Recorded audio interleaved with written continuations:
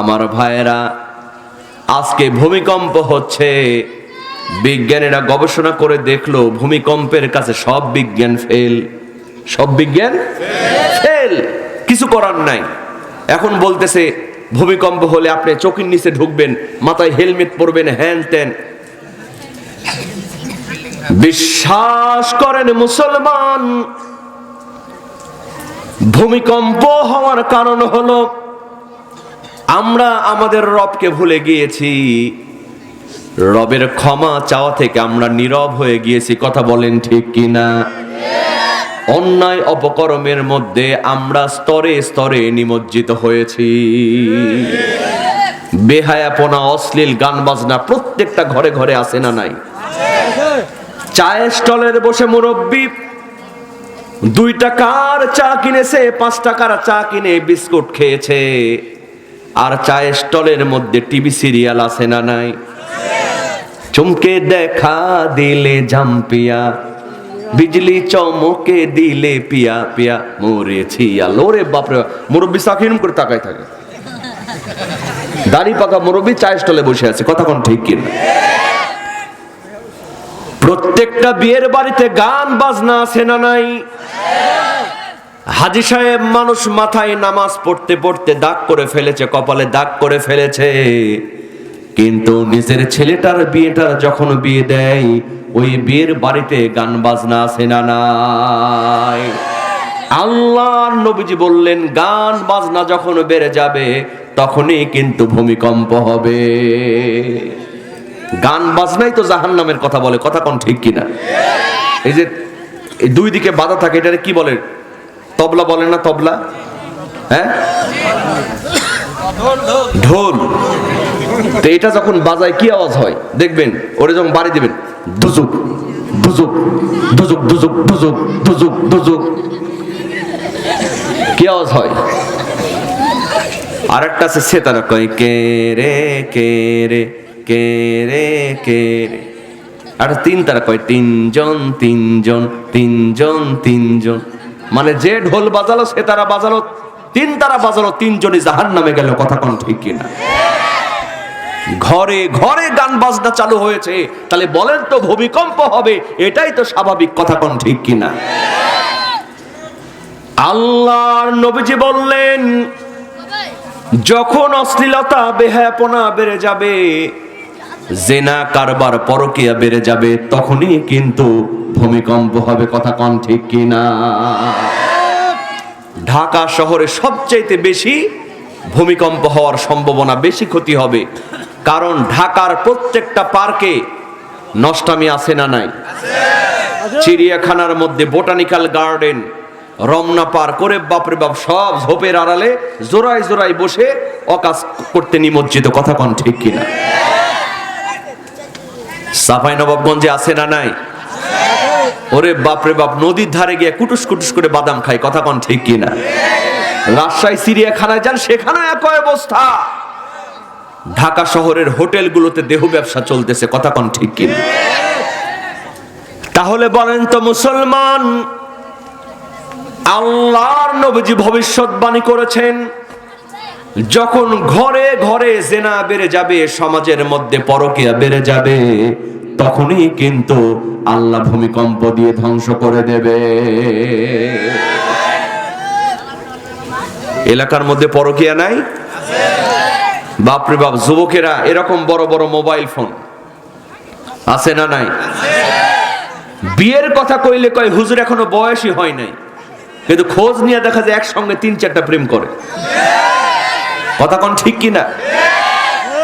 রাত হলেই দরজা লাগাই দিয়ে ফোনের মধ্যে চ্যাটিং শুরু হয়ে যায়। আর মেয়েরা তো কম চালাক না, সুন্দর একটা 50 বছরের বুড়ি সুন্দর একটা ছবি লাগায় রেখে লাগছে মিস অ্যাঞ্জেলা, ফেসবুকে অ্যাকাউন্ট খুলেছে। যুবকেরা ওইটা নিয়েই পাগল। কথা বলেন।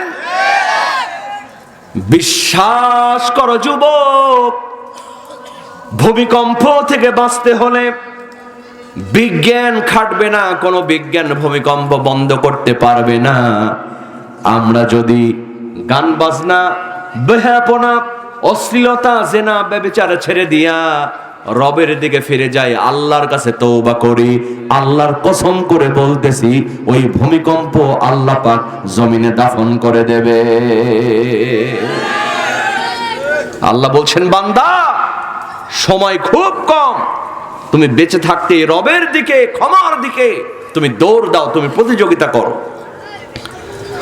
কারণটা হলো আল্লাহ পাকের কাছে যদি তুমি ক্ষমা পেয়ে যাও, আল্লাহ পাক পরবর্তীতে বলছেন وَجَنَّةٍ عَرْضُهَا السَّمَاوَاتُ وَالْأَرْضُ, এমন জান্নাত তোমাদেরকে দেয়া হবে যেই জান্নাতের প্রশস্ততা আকাশ এবং জমিনের চাইতে অনেক বেশি। আর আল্লাহ বলছেন এই জান্নাতটা আমি রেডি করে রেখেছি, উইদ্দাতু লিল মুত্তাকিন।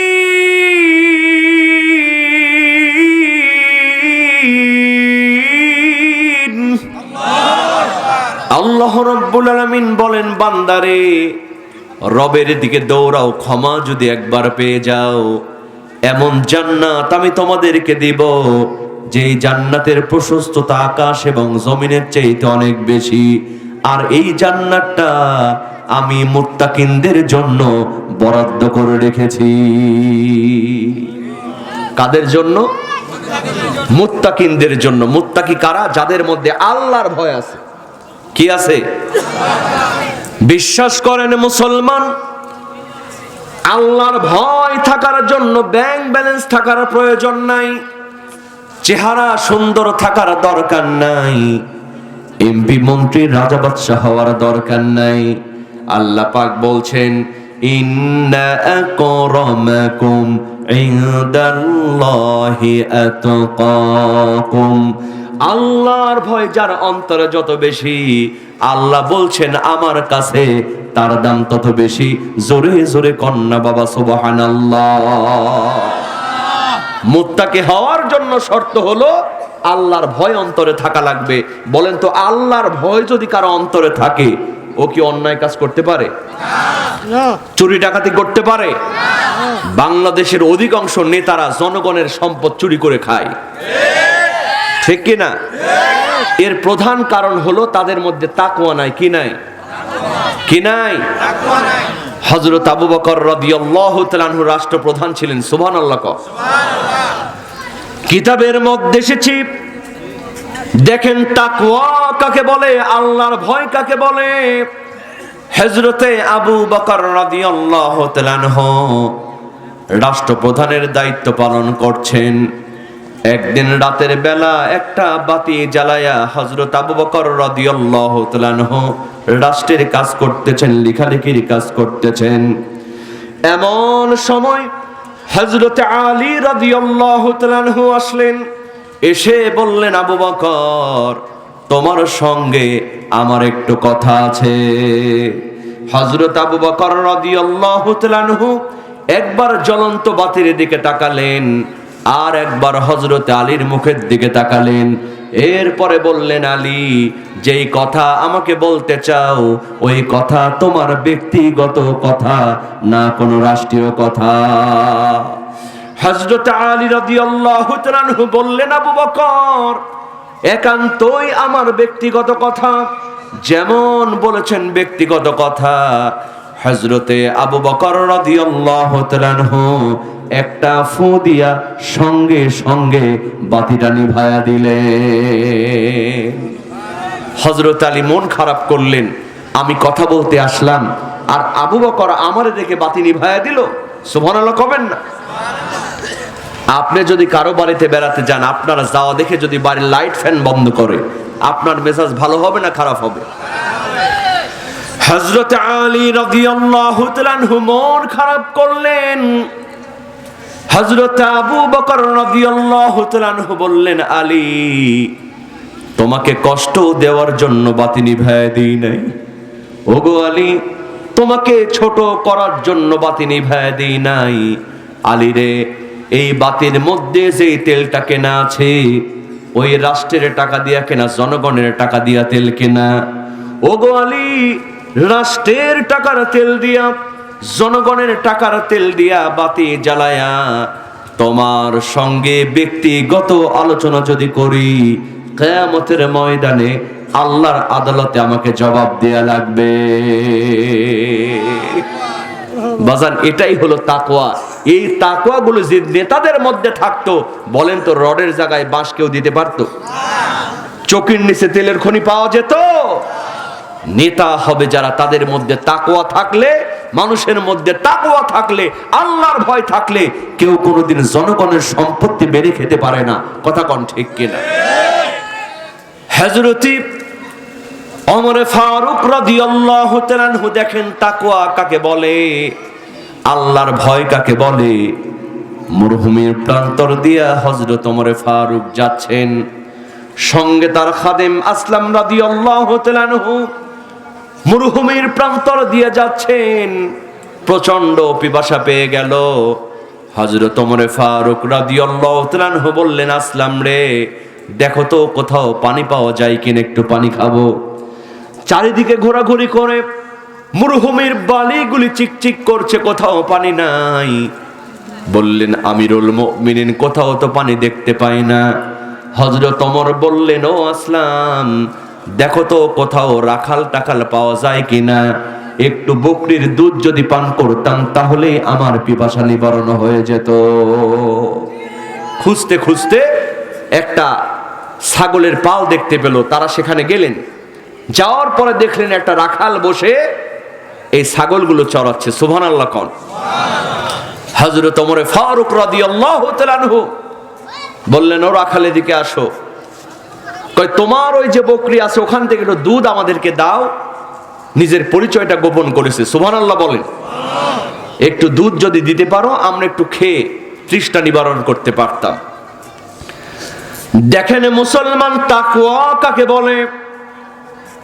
সঙ্গে সঙ্গে রাখাল বলতেছে, ও পথিক, ও মুসাফির, আমি আপনাকে বকরির দুধ দহন করে দিতে পারবো না, কারণ এই বকরির মালিকগুলি আমি না, আমার একজন মালিক আছে। জোরে কোন সুবহানাল্লাহ। তার কাছে যদি অনুমতি নিতে পারেন তাহলে আমি দিতে পারবো, এছাড়া আমার পক্ষে সম্ভব নয়। হযরত ওমর মনে মনে খুশি হয়ে গেলেন। জোরে কোন সুবহানাল্লাহ। তিনি পরীক্ষা করলেন, দেখি তো সত্যি কি তাকওয়া আছে। হযরত ওমর ফারুক বললেন, রাখাল, তোমাকে একটা প্রস্তাব দিই, দেখো তোমার পছন্দ হয় কিনা।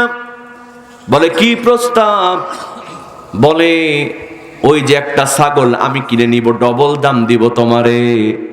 একটা ছাগল নিয়া তুমিও দুধ পান করবা, আমিও দুধ পান করব। শুধু তাই নয়, এই ছাগলের গোশতগুলো আমি নিব, তোমাকেও দেব। তোমার মালিক জানবে না, দেখবে না। আমার ভাইয়েরা, হযরত ওমর ফারুক বলছেন, রাখাল, দেখো তো এই প্রস্তাবটা তোমার পছন্দ হয় নাকি। সঙ্গে সঙ্গে রাখাল চোখের পানি ছেড়ে দিয়ে বলে, আইনাল্লাহ,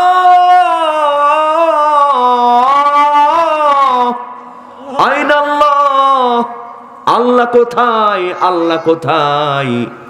ও পথিক, তুমি কি জানো না, এই মরুভূমির প্রান্তরে ছাগল যদি জবেহ করি, হয়তো আমার মালিক জানবে না, দেখবে না, কিন্তু একজন মালিক জানবেন, দেখবেন। জোরে বলেন, তিনি কে? ওই আল্লাহ তো দেখবেন। আল্লাহ পাক শুধু দেখবেন না, অন্ধকার কবরে হিসাব আছে না নাই? হ্যাঁ, বিশ্বাস করেন মুসলমান। রাখাল বলছেন, পথিক, এই রকম ভাবে আমি ছাগল বিক্রি করতে পারবো না, কারণ আমার আল্লাহ পাক আমার হিসাবটা নেবে। হযরত ওমর ফারুক রাদিয়াল্লাহু তাআলা আনহু এই কথা শোনার সঙ্গে সঙ্গে রাখালকে বুকের মধ্যে জড়ায় নিলেন, আল্লাহর কাছে শুকরিয়া করলেন। যেই দেশের জনগণ এত আল্লাহওয়ালা হয়, সেই দেশে কোনোদিন গজব আসতে পারে না। আমার ভাইয়েরা, আর আজকে যে যেমন তেমন করে আমরা যাত্রার সম্পদ মেরে দেওয়ার চেষ্টা করি। কথা কোন ঠিক কিনা? 2 বার হজ করেছে, 3 বার হজ করেছে, কিন্তু খোঁজ নিয়ে দেখা যায় নিজের বোনের সম্পত্তি মেরে খাইছে। হ্যাঁ, ফুপুর সম্পত্তি মেরে খেয়েছে। বাজান হয়তো কথাগুলো শুনতে কষ্ট লাগছে, এই কথাগুলো যদি আমল করতে পারেন, মানুষের হক যদি আপনি নষ্ট না করেন, আপনার মধ্যে যদি তাকওয়া থাকে, বিশ্বাস করেন ভূমিকম্প উঠায় নেবেন কে? আল্লাহ। জোরে বলেন কে?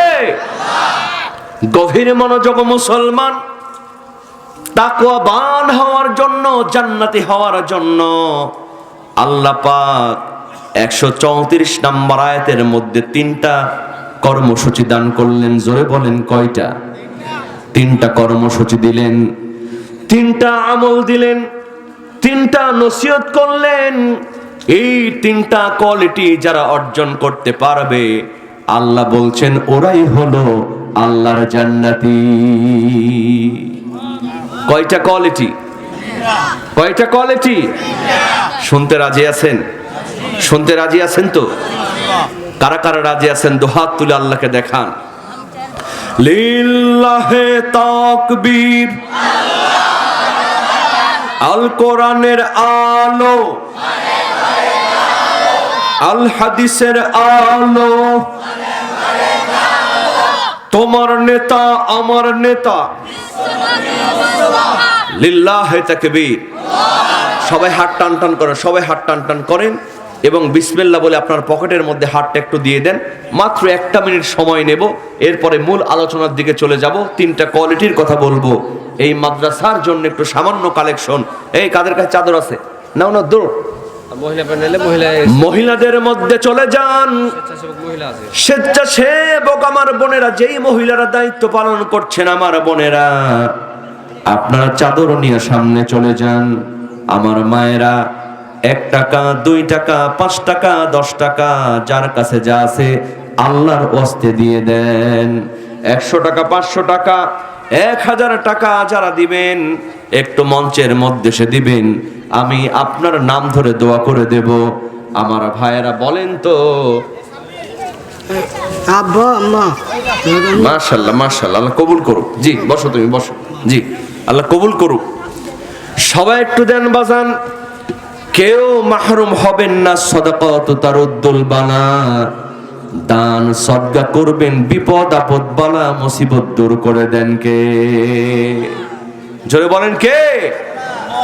একটু সবাই বাজান একটু আগে হাতে নিয়ে থাকেন। কেউ মাহরুম হবেন না। 10টা টাকা হলেও আপনারা দেওয়ার চেষ্টা করবেন বাবা। এমন মরণ মাওলা তুমি কাউকে দিও না, বলেন এমন মরণ মাওলা তুমি কাউকে দিও না। গুনাহ থেকে তোমার কাছে চাইতেছি পানা, আল্লাহ গুনাহ থেকে তোমার কাছে চাইতেছি পানা। এমন মরণ মাওলা তুমি কাউকে দিও না, বলেন এমন মরণ মাওলা তুমি। যে মরণ হওয়ার আগে ছাড়তে হবে ঘর, মরণের শুনলে কথা আপন হয় যে পর। যে মরণ হওয়ার আগে চিকিৎসাও নাই, রেখে আমায় জেলখানাতে সব যাবে পালায়। শেষে দেখাটা মা বাবা সন্তানেও দেখে না, আল্লাহ শেষে দেখাটা মা বাবা সন্তানেও দেখে না। এমন মরণ মাওলা তুমি কাউকে দিও না, বলেন এমন মরণ মাওলা তুমি।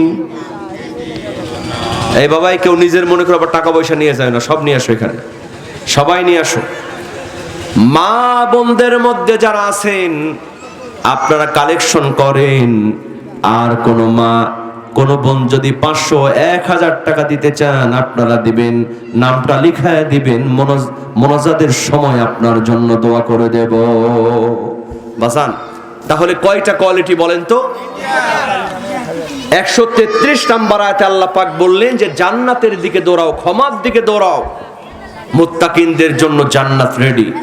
এবার আল্লাহ বলছেন যে এই 3টা কর্মসূচি যারা পালন করবে, এই 3টা কোয়ালিটি যারা অর্জন করবে, আল্লাহ পাক তাদেরকে জান্নাত দান করবেন। সুবহানাল্লাহ বলে।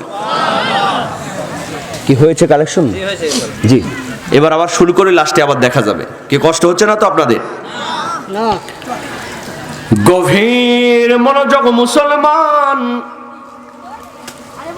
প্রথম স্টেপে আল্লাহ পাক বললেন, বান্দারা তোমরা দৌড়াও ক্ষমার দিকে, জান্নাতের দিকে।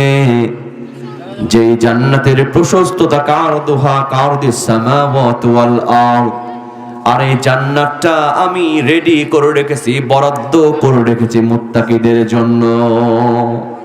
আল্লাহ পাক এবার 134 নম্বর আয়াতের মধ্যে কোন কোন কোয়ালিটি অর্জন করলে জান্নাত পাওয়া যাবে, এই তিনটা কোয়ালিটির কথা বলার পরে আল্লাহ পাক বলছেন, ওয়াল্লাহু ইউহিব্বুল মুহসিনিন।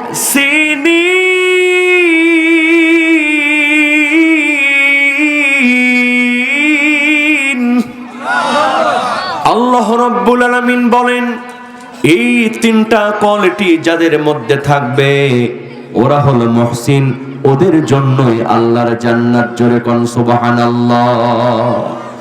আমার বন্ধুগণ, প্রথম নাম্বার কোয়ালিটি কথা আল্লাহ পাক কি বলছেন, আল্লাযীনা ইউনফিকুনা ফিস সাররাই ওয়ায-যাররা। চিৎকার দিয়ে বলেন আল্লাহু আকবার। আল্লাহ রাব্বুল আলামিন বলেন, যারা সুখে দুঃখে বিপদে আপদে সচ্ছল অসচ্ছল অবস্থায় আল্লাহর রাস্তায় দান করবে, ওরাই হলো আল্লাহর জান্নাতি। সুখেও দান করবে, দুঃখেও দান করবে। বলে হুজুর এটা আবার কেমন করে? এই বাবুরে তোমরা চুপ করো তো, এখন এই বাচ্চারা তো ভারী ঝামেলা করতেছে। বাবারা, এই বাবুরা, তোরা বাইরে ঘোরাফেরা করো বাবা, আর এখানে বসলে চুপ করে বসতে হবে, একটু কষ্ট করতে হবে। আমার ভাইয়েরা, সুখেও দান করতে হবে, দুঃখেও। কথা বলেন, একটু কথা বলেন না। বলবেন যে হুজুর সুখে দান করা কেমন? আমাদের সমাজে অনেক নেতা আছে, অনেক পালোয়ান আছে, অনেক ধনী মানুষ আছে, ওরা মনে করে আমি কামাই করে অর্জন করেছি, মানুষের দান করার দরকার কি? রাজনীতি করতে করতে এত বড় নেতা হইছি মিয়া, তুমি কি? এরকম আছে না নাই? পাওয়ার ক্ষমতা আল্লাহরে ভুলে যায়, কিন্তু আল্লাহ পাক ধনী বানায় ক্ষমতা দিয়েও পরীক্ষা করে। কথা কোন ঠিক কিনা? আমাগো বুবুজান তো থাকতে চাইছিল 41 সাল পর্যন্ত। কথা কোন ঠিক কিনা? আলেমদেরকে নির্যাতন শুরু করেছিল, কিন্তু বিশ্বাস করেন আল্লাহ পাক এমন করে গজব দিলেন, গরম ভাত রান্না করা ছিল দুপুরে খাবে বলে, সেই ভাত খাওয়ারও টাইম পাই নাই। কথা কোন ঠিক কিনা? আর আমাগো কাকা বাবু তো খালি বলতো খেলা হবি, খেলা হবি, পালাবো না, প্রয়োজনে ফখরুলের বাড়িতে গিয়ে থাকবো। আছে না পালিয়েছে? আছে না পালিয়েছে? কোথায় কালামানিক, কোথায় কাদের কাকা, কোথায় গেল ওই নেতাদের গরম গরম কথা? খেলা হবে, খেলা হবে, খেলা হবে বলে কাকাই গেল পালাইয়া। স্বৈরাচার পালাইছে দেশটা ছাড়িয়া, সকলের মুখে হাসি আসলো ফিরিয়া। কথা কোন ঠিক কিনা? বাজার ক্ষমতার পার সব জায়গায় চলেন। আল্লাহ বলেন, বান্দারে তুমি ধনী হয়েছো, ওই সম্পদটা আমি তোমারে দিয়েছি। কথা কোন ঠিক কিনা? এই জন্য আল্লাহ বললেন, বান্দা তুমি যখন অট্টালিকার মধ্যে থাকবে, তুমি মনে করো না এটা তোমার কারণে হয়েছে, আমি আল্লাহ তোমারে দিয়েছি। কথা কোন ঠিক কিনা? এই যে গত ভূমিকম্পে এক লোক 11 তলার উপরে আছে। কত তলা? 11 তলার মধ্যে উঠে কম্বল দিয়ে বসে আছে। আমারে কে ধরে? যেমন একটা ধাক্কা দিছে ভাইজান, মাত্র 5.7 মাত্রা। এক ধাক্কাতে লোকটা দৌড় দিয়া কেমনে যে নিচে নামছে আল্লাহ ভালো জানে। ভূমিকম্প ছাড়ার পর লোকজন কয়, ভাইজান আপনার লুঙ্গি কই? নিচে তাকায় দেখে লুঙ্গি না, কয় ভাইজান কম্বলের মধ্যে আছে। লুঙ্গি নেওয়ার আল্লাহ পাক টাইম দেয় নাই। কথা কোন ঠিক কিনা? কিসের ক্ষমতা? ওই বিল্ডিং করার ক্ষমতা আল্লাহ পাক তোমারে দিয়েছে, এজন্য তুমি করতে পারছো। কথা কোন ঠিক কিনা? এজন্য আল্লাহ বলছেন, বান্দা তুমি সুখেও দান করবে, তোমার দানের কারণে তোমার উপরে রহমত বরকত দিয়ে ভরিয়ে দেন কে? আব্দুল্লাহ ইবনে মুবারক রাহমাতুল্লাহি আলাইহি, জগৎ বিখ্যাত একজন আলেম এবং একজন ধনী মানুষ। আলহামদুলিল্লাহ বলেন। দেখেন মুসলমান, সুখী অবস্থায় দান করলে আল্লাহ পাক কেমন মর্যাদা দান করেন। কিতাবের মধ্যে আসছে আব্দুল্লাহ ইবনে মুবারক রাহমাতুল্লাহি আলাইহি হজ করার জন্য রওনা করলেন, গাধার পিঠে চড়ে রওনা করলেন। সে সময় প্লেন ছিল না, গাড়ি ছিল না, যানবাহন ছিল না, ঘোড়ায় চড়ে গাধার পিঠে উঠে পিঠে চড়ে হজ করা লাগতো। আব্দুল্লাহ ইবনে মুবারক রাহমাতুল্লাহি আলাইহি ঘোড়ার পিঠে চড়ে হজ করার জন্য যাচ্ছেন। মাঝামাঝি পথ যাওয়ার পরে রাত হয়ে গেল। আমার ভাইয়েরা, তিনি চিন্তা করলেন আর যাওয়া যাবে না, একটা বাড়ি দেখতে পেলে বাড়িতে থাকবো, সকালবেলা আবার গন্তব্যে রওনা করব। আব্দুল্লাহ ইবনে মুবারক রাহমাতুল্লাহি আলাইহি ওই বাড়ির দরজায় গিয়া নক করলেন। ভেতর থেকে দরজা খুলে দেয়া হলো। দরজা খুলে দিলেন একজন মা আর একজন মেয়ে, একজন মা আর একজন মেয়ে। কেউ নাই, কেউ নাই। একজন মা আর মেয়ে ওই বাড়িতে অবস্থান করতেছে, ওই মা আর মেয়ের বাড়ি। আব্দুল্লাহ ইবনে মুবারক রাহমাতুল্লাহি আলাইহি ওই মাকে ডাক দিয়ে বললেন, মা, আমি একজন মুসাফির, হজ করার জন্য যাচ্ছি। আজকের রাতটা তোমাদের বাড়িতে থাকতে চাই, সকালবেলা আবার গন্তব্যে রওনা করব। তারে বাড়িতে থাকতে দেয়া হলো। তিনি বাড়িতে ঢুকলেন, প্রবেশ করে দেখতে পেলেন এই বাড়িতে গোশত রান্না হচ্ছে। কি রান্না হচ্ছে? গোশত রান্না হলে একটা সেন্ট আছে না নাই? সেন্ট পাওয়া যায়। তিনি সেন্ট পেয়ে খুশি হলেন যে ক্ষুধার্ত শরীর, হয়তো গোশত দিয়ে ভাত একটু ভালো মন্দ খাওয়া যাবে। কথা কোন ঠিক কিনা? খুশি হয়ে গেলেন আব্দুল্লাহ ইবনে মুবারক রাহমাতুল্লাহি আলাইহি। এশার নামাজ আদায় করলেন। তার সামনে খাবার নিয়ে আসা হলো। কোনো গোশত নাই, কয়েকটা শুকনা খেজুর আর শুকনা রুটি। আমার বন্ধুগণ বলেন তো, মেজাজ ভালো হবে না খারাপ হবে? গোশত রান্না হচ্ছে কিন্তু খাওয়ার সময় দিয়েছে শুকনো রুটি আর শুকনো খেজুর। তিনি মনে মনে ব্যথিত হয়ে গেলেন। মনে করলেন সমস্যা নাই, সকালবেলা হয়তো গোশত খাওয়াবে। ফজরের নামাজ আদায় করলেন, যাওয়ার জন্য, বিদায় নেওয়ার জন্য প্রস্তুতি নিলেন। এই রকম মুহূর্তে ওই মা আর মেয়ে আবার একটা শুকনো রুটি, কয়েকটা খেজুর নিয়ে আসলো। মেজাজটা খারাপ হয়ে গেল। তিনি মনে মনে চিন্তা করলেন, আমি তো মনে করেছিলাম কৃপণ, এখন তো দেখি মারাত্মক কৃপণ। দুইটা বেলায় শুকনা রুটি আর খেজুর আমারে দিল, গোশত রান্না করার পরে গোশত দিল না। তিনি মন খারাপ করে বিদায় যখন নিচ্ছেন, বললেন, মা, আমি একজন মুসাফির, আমি একজন আলেম, তোমার বাড়িতে আসলাম, তোমার বাড়িতে গোশত রান্না হচ্ছিল, কিন্তু দুইটা বেলা আমারে খাওয়ালে, একটা টুকরা গোশত দিলা না মা, আমি আর কতটুকু গোশত খেতাম? সুবহানাল্লাহ বলবেন না? গভীর মনোযোগ মুসলমান। এই কথা বলার সঙ্গে সঙ্গে ওই মা চোখের পানি ছেড়ে দিয়ে বলেন, ও পথিক, ও মুসাফির, আজ 3 দিন পর্যন্ত আমাদের পেটে কোনো খাবার নাই। আমার মেয়েটি ক্ষুধার যন্ত্রণায় ঘুরতে ঘুরতে জঙ্গলে গিয়া একটা মরা গাধা পেয়েছে।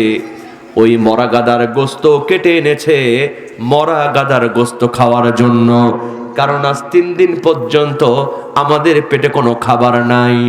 ও মুসাফির, আমরা গরিব মানুষ, আমরা মরা গাধার গোশত খাবো ক্ষুধার যন্ত্রণায়, কিন্তু আপনি একজন মেহমান, আপনারে কেমনে মরা গাধার গোশত খাওয়ায়?